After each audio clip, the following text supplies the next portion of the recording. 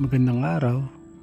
Ngayon ay gagawa tayo ng isang organic fertilizer na mayaman sa nitrogen at pwede nating ipalit sa chemical fertilizer na urea. So in this video, ituturo ko sa inyo kung paano gumawa ng FAA or fish amino acid. Urea ang kadalasang ginagamit ng mga farmers. Napakabilis kasi ng epekto nito sa halaman.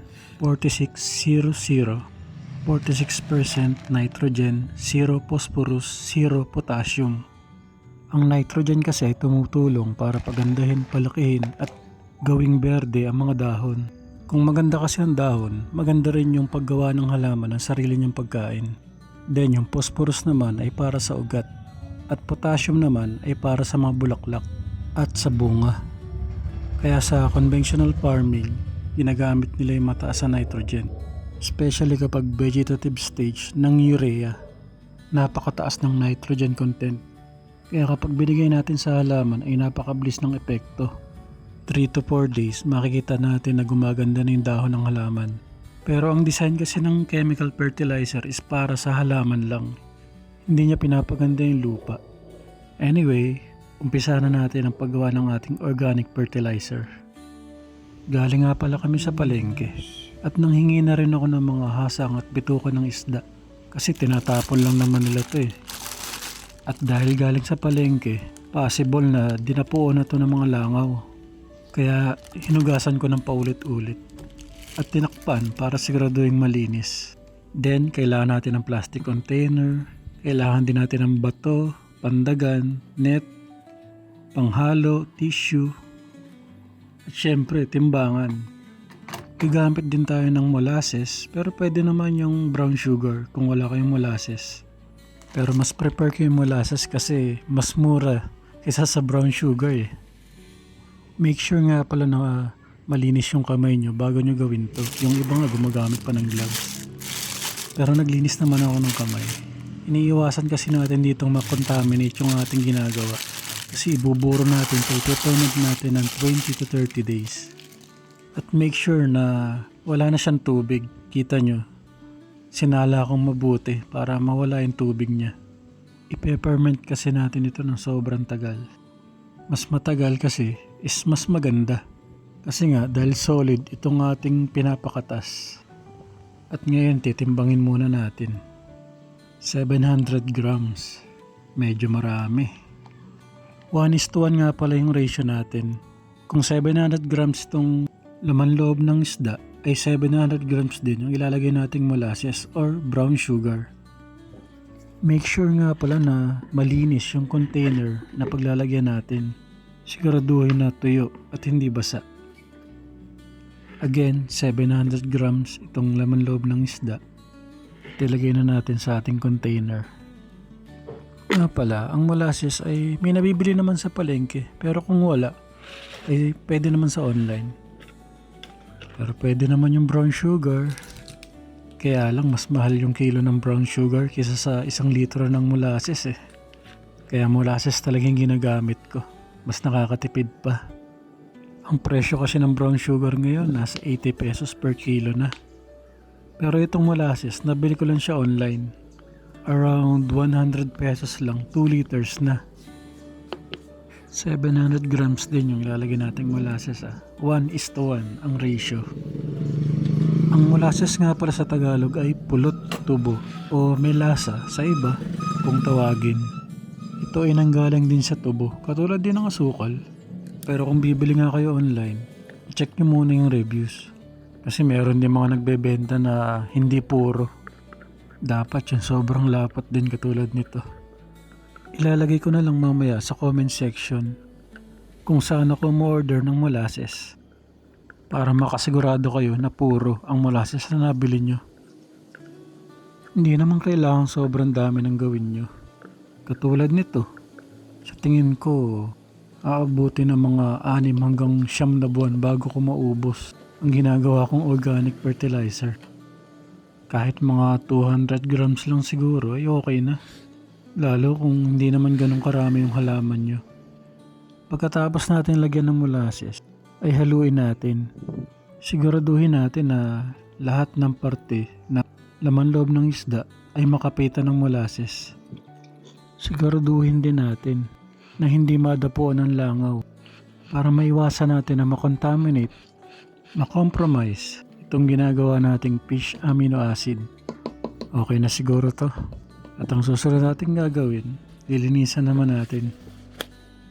Bawasan lang natin yung mga sumobrang molasses. Mas maganda na yun, sigurado tayo.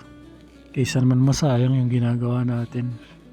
After ilang days nga pala nito, ay sigurado may makikita tayong amag.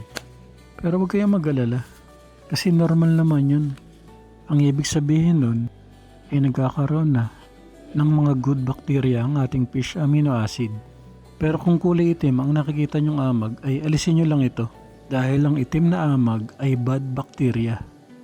Lalagyan nga pala natin ito ng net.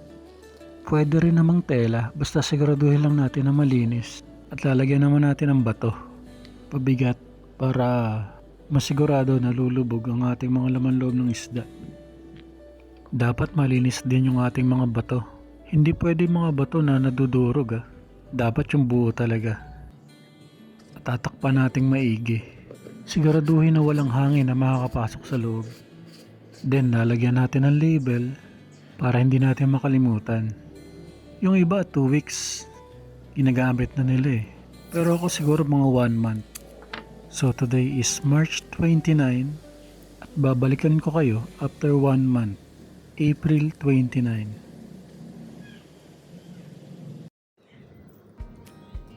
At isang buwan na nga ang lumipas. At pwede na natin gamitin itong ating organic fertilizer na fish amino acid.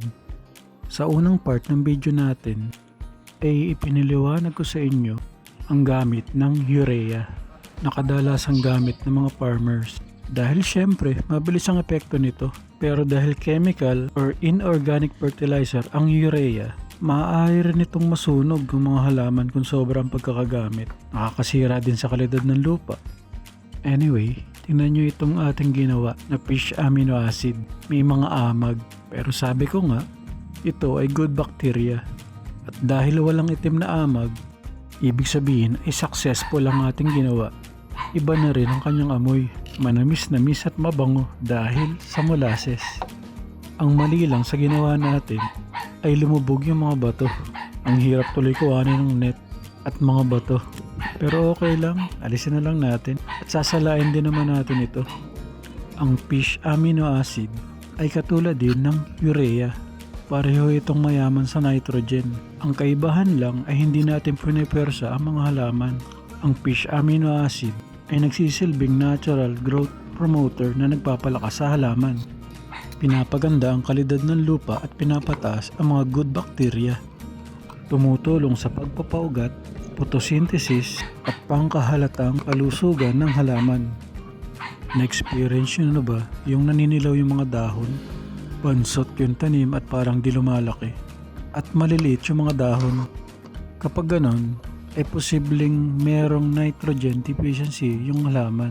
Pwede nating lagyan ng fish amino acid kapag ganon. Pero kung kayo ay nagko-conventional farming, ay pwede kayong gumamit ng urea. Pero dahil pinopromote natin ang organic farming, dito tayo syempre sa fish amino acid. Mas makakatipid pa tayo. Molasses or brown sugar lang ang ating gagastusin. Ang urea kasi ay napakamahal. Sa pagkakaalam ko, nasa 2 to 3,000 per bag at kailangan na eksperto ka sa paggamit dahil maaaring mamatay o masunog ang mga halaman at masira ang ugat. Pero itong fish amino acid, dahil natural at organic, ay safe na safe gamitin. Itong fish amino acid ay binibigay during vegetative stage ng halaman. May dalawang stage kasi yung halaman, vegetative stage at flowering and fruiting stage. So yung vegetative stage, mula sa pag-germinate ng seed hanggang sa bago siya magbulaklak. Yan po yung tinatawag nating vegetative stage. Diyan nangangailangan ng mataas sa nitrogen yung mga halaman para gumanda yung mga dahon ng halaman. So diyan tayo nag-a-apply ng mataas sa nitrogen, organic fertilizer na fish amino acid. So ganun din kung kayo ay nagko-conventional farming, Diyan nag-a-apply ng inorganic chemical fertilizer na urea. So ngayon, dahil ready na ang ating fish amino acid, ay actual application na tayo. So 1.5 na liters na tubig ay 2 kutsarita ng fish amino acid ang ating ilalagay. Itong ginawa kong ito ay aabutin siguro ng mga 6 to 9 months. Sa sobrang dami. Isang beses sa isang linggo lang kasi ang application nito. Kaya kung maisipan yung gumawa nito ay tama na yung konti lang. Kahit 100 grams, 200 ay pwede na. Pagkalagay natin ng fish amino acid ay haluin natin mabuti. Yung iba ay ginagawang foliar spray ang fish amino acid. Pero hindi siya advisable din kasi meron ding mga oil or mantika ang mga laman loob ng isda na maaari ding makasira sa mga dahon. Kaya sa lupa lamang natin ito i-apply. Ang tamang oras nga pala ng pagdidilig ay 6 AM or 5 PM. Kung nakaabot ka sa part ng video na to, ay nagpapasalamat ako dahil mukhang naging interesado ka sa topic ko ngayon. Sa mga susunod kong video ay gagawa naman tayo ng iba pang mga concoction or organic fertilizers katulad ng fermented plant juice, fermented fruit juice, Calpos, Oriental Herbal Nutrient, Seaweeds Foliar Fertilizer. Gagawa rin tayo ng mga organic pesticide dahil nga gusto nating iwasan ang paggamit ng mga chemical fertilizer at nais nating i-promote ang organic farming. Again, salamat sa panonood at baka naman pwedeng pakipindot yung like button kung pwede lang naman. Ito nga palang fish amino acid na nasa bote ay binili ko nung nag-umpisa pa lang magtanim dahil ayoko nga gumamit ng chemical fertilizer na urea. Kung wala pa kayong time na gumawa ng sarili nyong fish amino acid ay ilalagay ko sa comment section yung link kung saan ako bumili ng fish amino acid. Ilalagay ko na rin yung link kung saan ako bumibili ng purong molasses. Yun lang, salamat.